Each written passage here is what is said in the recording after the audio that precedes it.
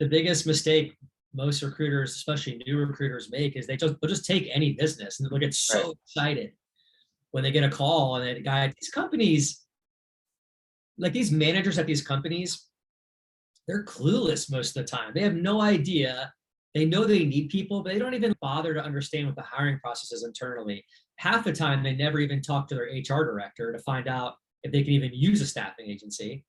So I asked that question. I say, hey, John, has this been approved? Are you allowed to use someone like me? Can you use a staff? Did you get approval to use a staffing company? I think so. Okay.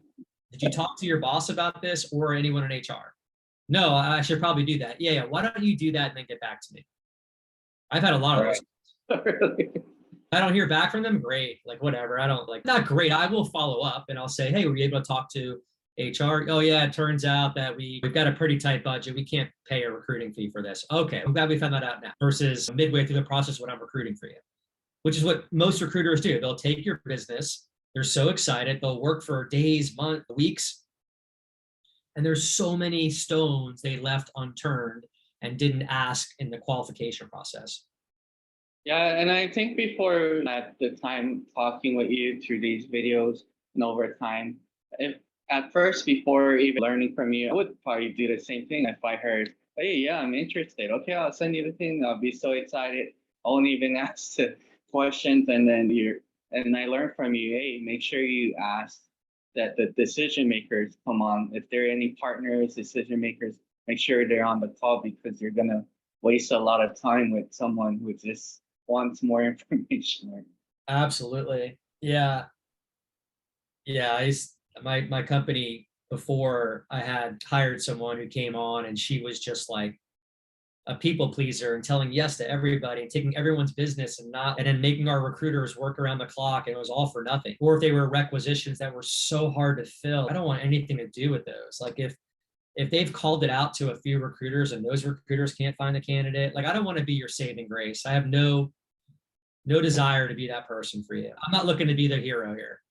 I want to find recs that nobody else has, where this manager has not used any other staffing agency, and we have the exclusive. It's a realistic position where we know if we work hard, we can find a very good candidate. They're not asking for a purple squirrel.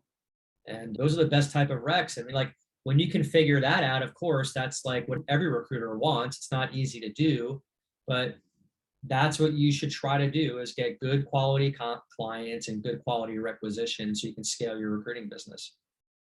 Do you think someone like me, I've been doing recruiting, but for some people, they feel like they need to start off contingency first. They're not at that level to ask for engage or retainer.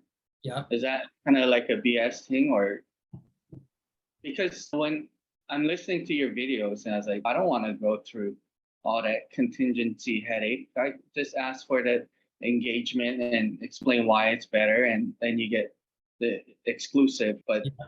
I don't know, maybe with contingency, you might take that if you're new, but ask for the exclusive or something. I don't know. But what's your thoughts on that? Yeah, it's a good question. Yeah, people that start brand new in recruiting,